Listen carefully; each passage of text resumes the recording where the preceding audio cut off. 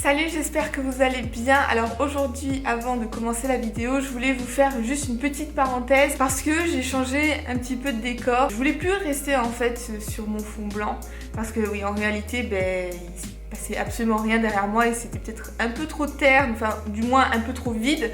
Donc du coup, je me suis dit qu'en attendant d'avoir vraiment mon décor qui soit bien fait, puis surtout adapté, parce que là actuellement je suis assise par terre, je suis dans un coin et tout, c'est pas ce qu'il y a de mieux en soi, mais voilà, le temps d'avoir un décor qui soit vraiment adapté pour les vidéos, pour être plus à l'aise, et bien je me suis dit que j'allais me poster ici, parce qu'au moins c'était un peu plus vivant, un peu plus convivial, ça permettait d'avoir un fond où il se passe un peu plus de trucs quoi, et ça permettait de pas être simplement moi avec un fond blanc derrière comme j'ai pu faire précédemment. Donc voilà, parenthèse terminée, changement de fond, mais je pense pour le mieux avant de passer à quelque chose qui est fait pour, tout simplement.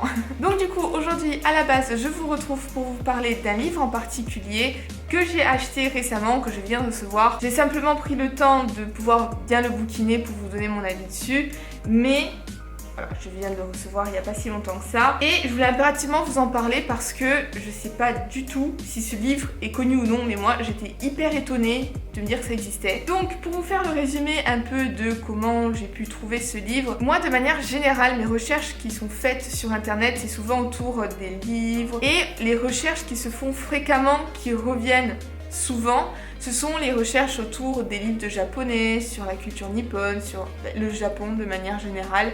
Et on va dire que sur plusieurs années, la base qui ressort quand même assez fréquemment dans mes recherches d'achat, c'est tout ce qui se base autour des bouquins sur la culture nippone, sur le Japon et la langue japonaise. Donc bien entendu, ça sert à rien de se voiler la face, hein, toutes ces informations sont revendues à différentes entreprises et je pense que sur mon profil, une des données principales c'est centré sur le Japon nécessairement. Du coup je reçois beaucoup de publicités ciblées sur des voyages au Japon, sur des applications pour apprendre la langue, sur des bouquins de japonais, qu'importe, mais voilà, souvent dans cet univers là. Et récemment, je suis tombée sur une publicité qui m'a attirée plus que les autres parce que ça m'a vraiment rendue curieuse. C'est la publicité pour ce bouquin. Alors, ce bouquin, qu'est-ce que c'est ? En fait, c'est un guide sur la ville de Tokyo par la marque Louis Vuitton. Alors du coup, je me suis dit, comment Louis Vuitton fait des livres. Donc ce que j'ai fait, c'est que je suis allée sur leur site officiel pour voir s'il n'y avait pas une arnaque dans le machin là. Et en fait, oui, en réalité, c'est bien vrai. Il y a une catégorie de livres qui est accessible sur le site internet officiel. Et il y a justement ces petits guides là qui sont disponibles. Alors il n'y a bien entendu pas que Tokyo, il y a tout un tas de capitales et de grandes villes. Mais il y a d'autres livres encore, donc sur le domaine de la mode, de l'art de manière générale. Mais ils ont quand même quelques bouquins et j'étais pas du tout au courant. Et je sais pas si c'est connu parce que c'est quand même... c'est particulier je trouve, genre. C'est vraiment une couverture pleine à l'avant, d'une couleur qui est assez criarde. Chaque ville a sa propre couleur.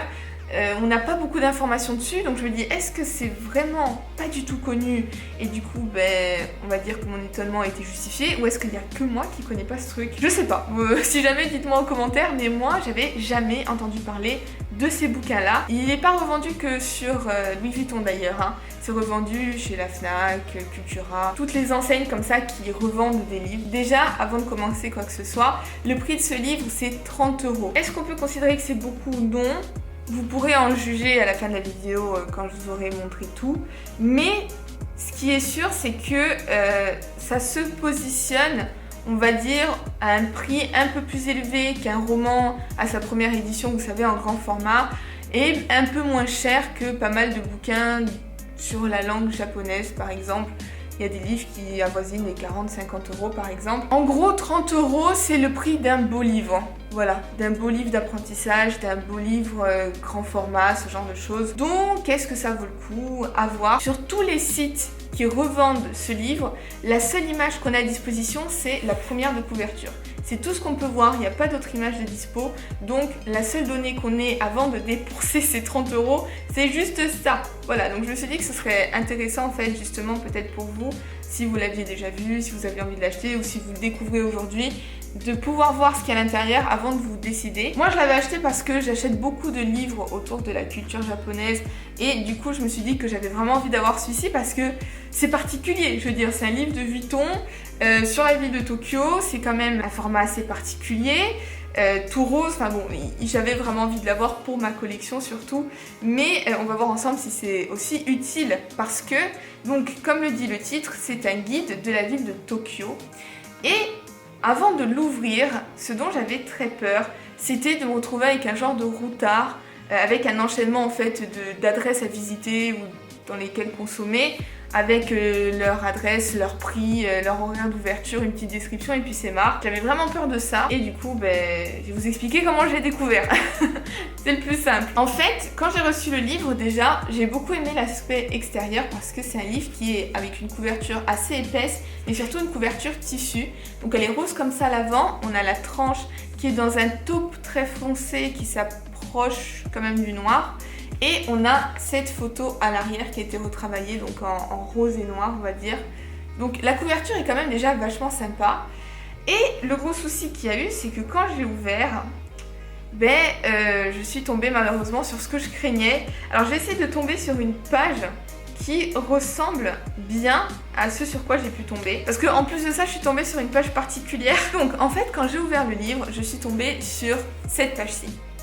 Alors en fait, gros désespoir parce que c'est typiquement un routard quoi, donc comme les guides Michelin, les machins, juste un enchaînement d'adresses avec effectivement leur adresse, les horaires d'ouverture, le numéro de téléphone et un petit descriptif et souvent même les prix.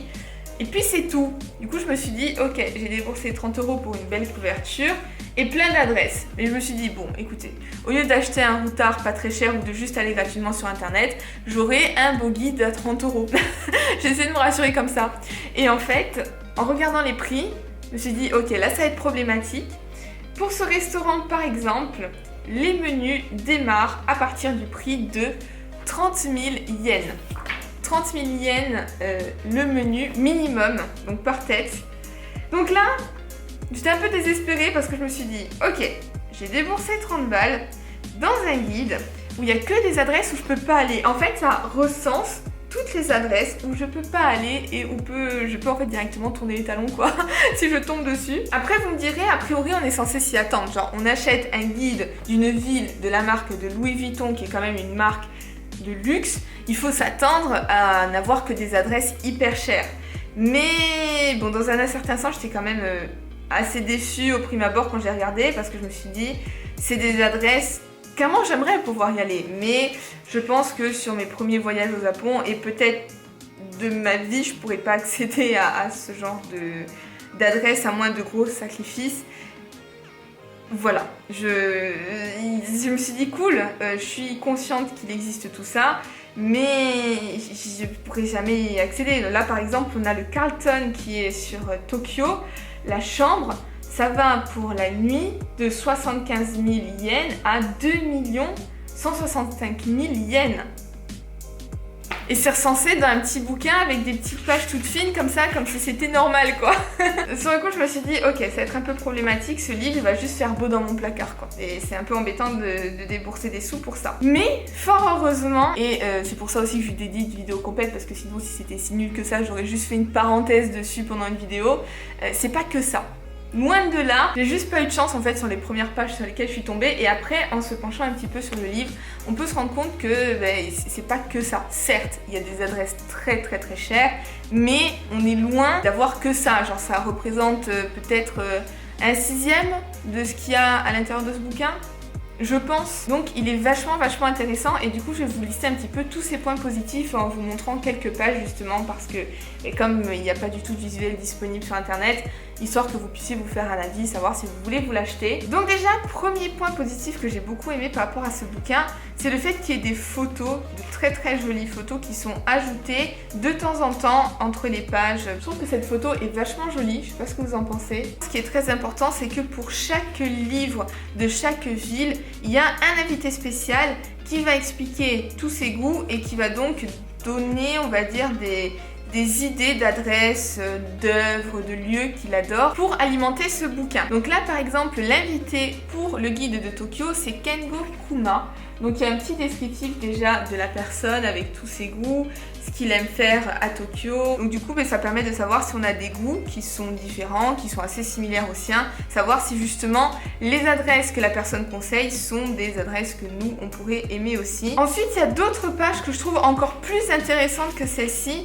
Dans un premier temps on a une espèce de double page qui est même un peu plus grande que ça, où on a toute la description d'une journée type d'un japonais. À cette page-ci, on a en fait le tempo de l'habitant. On connaît une journée relativement type au Japon, comment ça se passe, quelles sont les activités qu'on aime bien en tant que Tokyoïte. Donc ça c'est vraiment cool parce que du coup ça montre un petit peu ça donne un avant-goût. Donc quand on se retrouve vraiment mélangé à la foule et que ça nous permet vraiment d'expérimenter le quotidien dans cette ville. On a aussi toute une catégorie avec tous les quartiers aussi qui sont à visiter impérativement à Tokyo. Autre double page importante c'est celle de l'arrivée en ville. Donc on a plein de données qui nous sont fournies par rapport à des bus, des trains, des taxis, les prix, comment consomment habituellement les usagers, comment se déplacer en ville, comment trouver des hôtels facilement. En termes d'office du tourisme, quelles sont les adresses pour directement s'y rendre, comment fonctionnent les taxes d'hôtel, comment fonctionnent les pourboires, mais aussi toute une catégorie par rapport aux accès handicapés, donc comment avoir toutes les informations nécessaires, toutes des données très très importantes finalement quand on arrive dans le pays. Autre double page aussi que j'aime énormément, c'est celle-ci où il y a deux informations importantes. Donc sur la page de gauche on a l'agenda des manifestations. Donc en fait à chaque mois toutes les manifestations principales qui font que c'est intéressant de partir à telle date. Donc une des dates les plus populaires par exemple en avril c'est le Hanami où bien entendu il y a plein de gens qui partent au Japon à cette période là pour pouvoir profiter des cerisiers en fleurs. On peut se rendre compte qu'à chaque période de l'année, il y a des choses très intéressantes aussi à voir. Donc justement, peut-être pour les premiers voyages, ne pas partir aux périodes où c'est le plus cher, mais se renseigner sur d'autres périodes où justement, il y a d'autres festivités qui valent tout autant le coup. Et sur l'autre page, on a que faire quand tout est fermé. Ça aussi, je trouve ça vachement intéressant parce que c'est pas juste un guide qui va montrer des adresses où aller, où consommer et où dépenser de l'argent. C'est aussi un guide qui va permettre de voir d'autres adresses encore qui permettent de profiter de la ville, quelle que soit la période de l'année, quelle que soit la période de la journée. Autre gros point positif, encore une fois, au niveau des adresses. Donc comme je disais juste avant, ça va pas mettre en avant que des adresses où il faut payer, mais aussi ça comprend des adresses où il faut pas payer cher. En fait, effectivement, par exemple pour les hôtels, il y a du 5 étoiles, comme vous pouvez vous en douter dans ce guide, ça va pas être juste des petits hôtels qui sont pas très chers, c'est tous les hôtels d'exception. Donc par exemple, ça va être tous les hôtels de luxe, mais aussi tous les hôtels avec des concepts décalés, des concepts très spéciaux qu'on ne trouve pas ailleurs, ou encore des hôtels qui sont vraiment atypiques, qui font vraiment très traditionnels. Ça va vraiment regrouper l'intégralité des lieux qui valent le coup, et c'est pas une question de coût, justement, de prix, mais une question de souvenir. Donc vraiment, ce guide-là se base 100% sur l'expérience en fait qu'on va vivre, que ce soit dans le musée, que ce soit au restaurant, que ce soit à l'hôtel, que ce soit dans les balades. Ce guide, tout ce qu'il souhaite, c'est pouvoir nous montrer les adresses les plus incroyables, quoi. Donc c'est pas les bonnes adresses qui font qu'en tant que voyageur, on va pas forcément payer cher. Ça, il s'en fout, ce guide, il ferme les yeux sur le prix, mais de manière générale, c'est-à-dire que ça coûte 5 balles ou que ça coûte 2 millions, il en a clairement rien à faire. Lui, c'est pas du tout le prix qui l'intéresse à ce petit bouquin, c'est l'expérience qu'on va vivre. Et du coup, en fait, en fouillant un tant soit peu, on peut trouver vraiment des pépites qui valent pas cher du tout.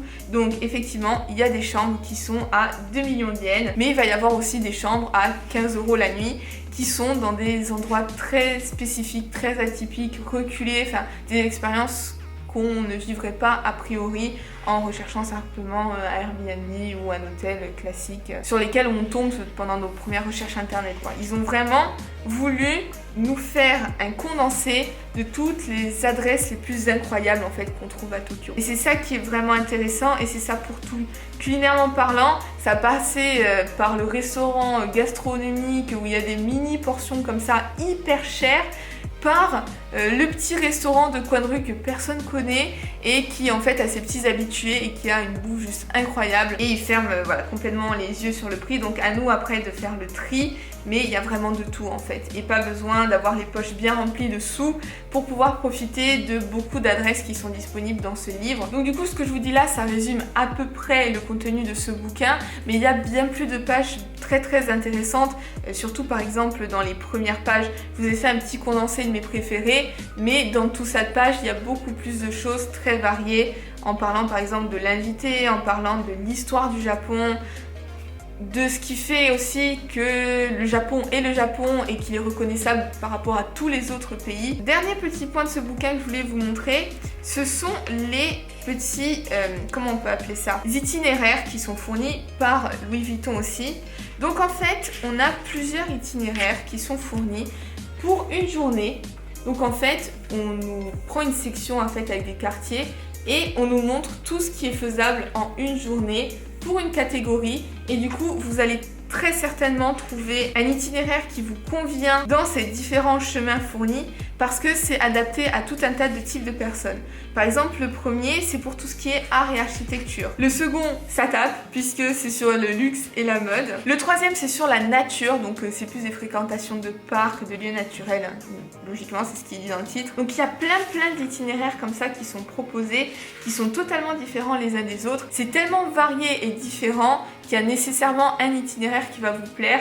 Et ça va permettre d'avoir une journée d'organiser de manière certaine parce que c'est des itinéraires qui sont faits pour être réalisables dans la journée sans avoir à courir, que ce soit faisable tout simplement, donc c'est aussi une très bonne idée. Du coup voilà tout pour ce qui est de ce bouquin. Alors bien entendu il y a une petite section de publicité pour leur sac à la fin, c'est assez rigolo parce que du coup il y a une mallette qui est incroyable. Alors je sais pas combien ça coûte ce truc mais ça doit coûter tellement cher. En fait c'est une valise armoire, faut que je vous la trouve. Elle a été créée en 1875 et regardez ce truc.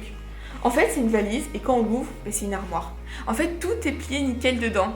Imaginez le prix de ce truc. Du coup, voilà tout pour ce petit bouquin et je voulais simplement ajouter deux autres données par rapport à ça.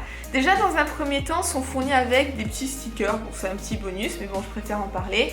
Donc, il y a un petit lot de stickers avec de quoi mettre une étiquette avec son nom, des petits badges comme ça, Louis Vuitton. Et après, il y a des petits post-it comme ça. Je sais pas trop à quoi ça sert, mais sans savoir, l'idée que j'en ai, c'est de simplement prendre en fait des petites pastilles pour pouvoir coller à côté des adresses qu'on a déjà fait. Je prends une petite pastille et poup, je colle à côté pour montrer que j'ai déjà été. Et dernier élément par contre qui est cool et même très cool, c'est le fait qu'on ait l'application de fourni. Donc en fait, avec notre guide, on a l'application qui permet d'accéder au guide. Donc ce qui est cool avec ça, c'est que la manière dont est organisé le guide est faite pour vraiment être utilisé en tant qu'application. C'est pas les pages du livre qui sont recalquées en fait en format e-book. C'est vraiment une appli qui est recréée complètement pour le téléphone. Donc c'est vraiment pratique, c'est pas un bouquin à lire sur le téléphone. Pour des personnes comme moi qui justement sont là pour préserver ce genre de livre et pas le porter partout jusqu'à ce qu'il soit complètement fracassé, le fait d'avoir un format application pour le même contenu que celui du livre, et c'est vachement cool parce que justement ça me permet et d'avoir le livre et d'avoir son contenu sans avoir à le porter et sans avoir à l'abîmer. Et puis même ça prend beaucoup moins de place puisque c'est sur le téléphone, donc c'est logique. Mais du coup voilà, c'est une très bonne idée. Moi du coup si je devais vous donner mon avis, je trouve que ça vaut largement les 30 €. Déjà parce que ça permet d'avoir un guide qui est très beau, c'est un peu un livre de collection plutôt qu'un livre pour utiliser et le fracasser comme un routard quoi. Et en plus de ça, il y a plein d'informations hyper utiles, aussi bien sur des adresses à visiter, donc ça permet de préparer un voyage, mais aussi pour avoir plein d'autres informations annexes qui sont plus apparentées à la culture générale. Donc ouais, je suis très contente de ce petit guide. Celui-ci, j'ai payé 30 €, le prix de base c'est 30 €, mais ils sont accessibles parfois à des prix bien inférieurs. Donc là par exemple, il y avait des promotions que j'ai vues récemment sur la Fnac, et je crois même sur Cultura, je sais plus, mais où certains d'entre eux étaient disponibles à 15 €, donc ça vaut grave le coup. Restez quand même connectés aux pages de ces différents livres et mettez des alertes au cas où il y ait des réductions, parce que quand ils font des réductions, ils en font pas des petites, ils les descendent genre de 50% quoi, donc ça peut valoir le coup parce que ça pour le coup, à 15 €, ça vaut vraiment la peine. Je trouve que ça vaut 30 €, mais à 15 €, c'est une bonne affaire quoi. Du coup voilà, c'est tout ce que j'avais à dire par rapport à ce livre. J'avais vraiment envie de vous en parler parce que dans un premier temps, j'étais vachement curieuse de lire un guide de Tokyo par Louis Vuitton. Déjà dans un premier temps, genre... Mais surtout, qu'est-ce qu'il y avait à l'intérieur, parce que sur internet il n'y a pas d'image disponible. Et surtout, est-ce que ça vaut le coup, est-ce que ça vaut vraiment 30 €, est-ce qu'on paye la marque ou quoi. Et sincèrement, là j'ai pas l'impression d'avoir payé la marque du tout. Ça aurait pu être un livre pas de Louis Vuitton que j'aurais pu feuilleter en magasin. Il aurait été à 30 € et il y avait le même contenu dedans, clairement j'aurais acheté. Donc j'ai pas le sentiment d'avoir payé pour la marque et j'en suis vraiment contente, donc c'est pour ça aussi surtout que je voulais vous le partager. Du coup voilà, j'en ai fini avec cette vidéo, donc j'espère sincèrement qu'elle vous aura plu. N'hésitez pas à me dire en commentaire, comme j'avais dit au début de la vidéo, à me dire si justement vous connaissiez déjà ces guides ou si comme moi vous ne connaissiez pas du tout, parce que moi j'ai complètement découvert quand j'ai vu la publicité quoi. Et puis surtout n'hésitez pas aussi à me dire si vous êtes tenté de vous prendre aussi ou non. Encore une fois, j'espère que cette vidéo vous aura plu et donc du coup je vous retrouve la semaine prochaine pour une nouvelle vidéo. Allez, ciao ciao!